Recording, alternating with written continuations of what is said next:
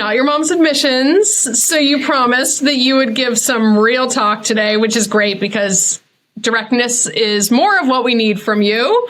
And what do you want to talk about? That is what everybody says.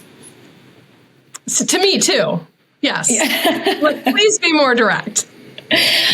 Tell me how you really feel.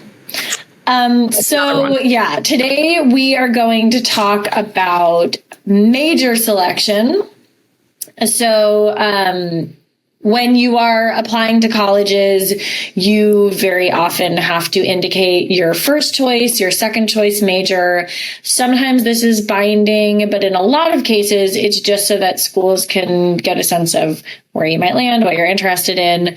And I will say that so many of my former students connect with me and tell me, like, I changed my major 5 times. So to reassure everybody listening to this, in most cases, what you put on your application is not forcing you to actually follow through, nor are you forced to go for that in your future career or anything. But it is a great way to leverage your narrative and to help showcase, what you've been interested in high school. I call it euphemistically the tension between what the app asks of you and reality. There's a lot of euphemistic tension in our line of work. Absolutely. So one of the big questions that people often ask us is like, is it risky to declare XYZ major? And often XYZ major is business, it's engineering, and it's life sciences, because unsurprisingly, these majors are impacted at most colleges because everybody wants to be a doctor or an engineer or a business person. What do you... I know everything about business. And that's also such a specific career, business person. Yeah, exactly.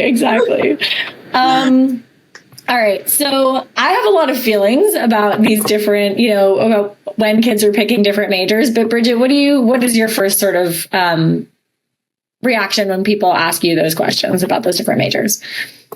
Well, my first reaction is try to have some degree of authenticity in your application. So if you're going to write down a major, you should have some supporting evidence for it in your coursework, maybe in your test scores.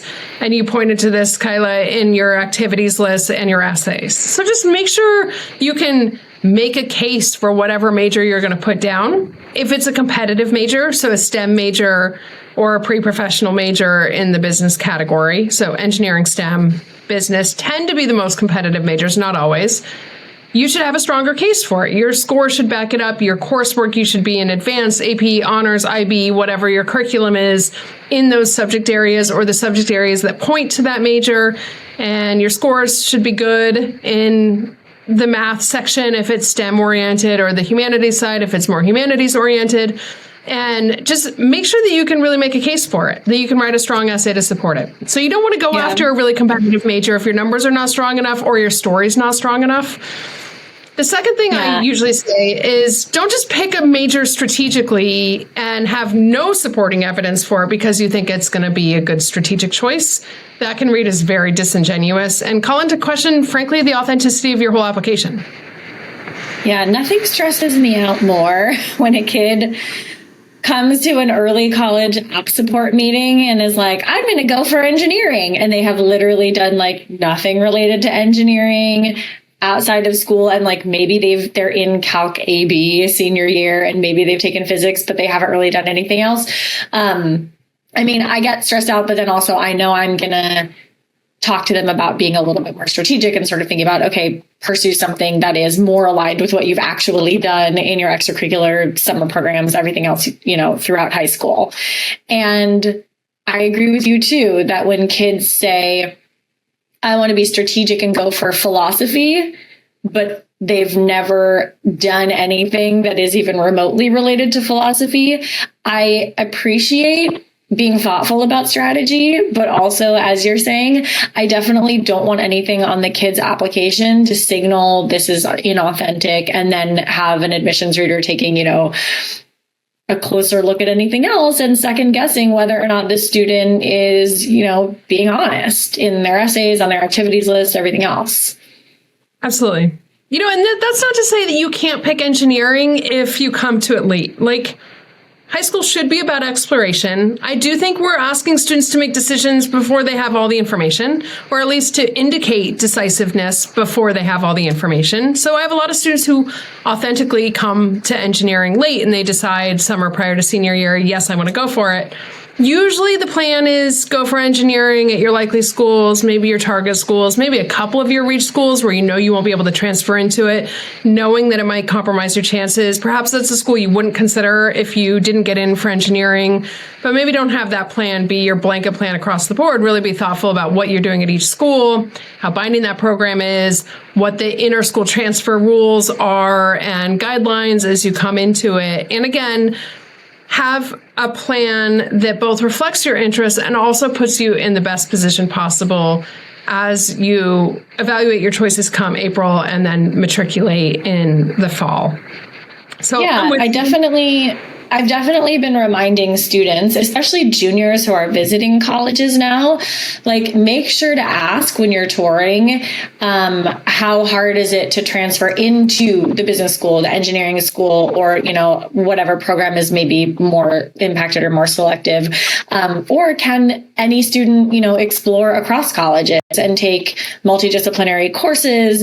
Does everybody have access to everything?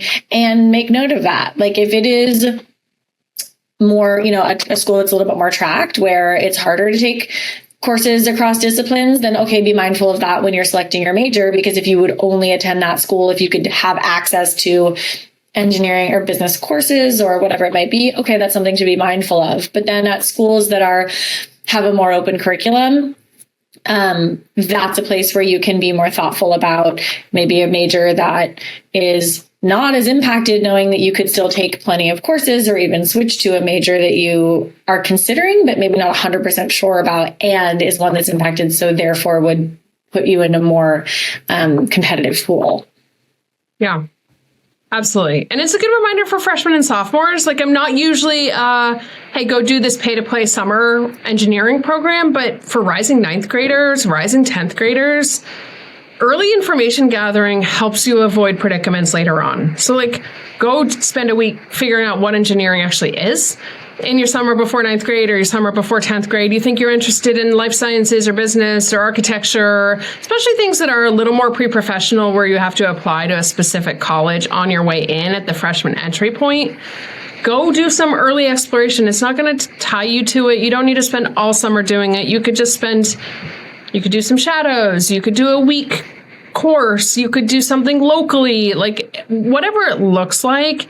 It doesn't necessarily need to make it onto your college application come senior year to add value from an exploratory information gathering perspective. So if you're younger or you're the parent of a younger student listening to this, not everything's got to be on that activity list. Sometimes you just need to go do things to figure out what direction you're headed come late sophomore year, junior year, and into senior year, and avoid having to strategically pivot come senior year and not be able to go for the programs you really want to go for. Yeah, I agree. Definitely use your early high school years to explore. We always tell this to kids. Like, see what's out there, see if your potential interests are viable and you want to pursue them in more depth, or see if you absolutely hate that 1 week of the, biology program that you took, and then you can move on to something else. All that information is good. Yes. So you won't be surprised to hear that we did write a little blog post about this. You can hop onto our website and have a read. As always, if you have follow-up questions, send them our way. We might answer them during an upcoming episode. And otherwise, we will see you soon. Awesome. Thanks, Kyla. Good to see you, Bridge. Bye, everyone.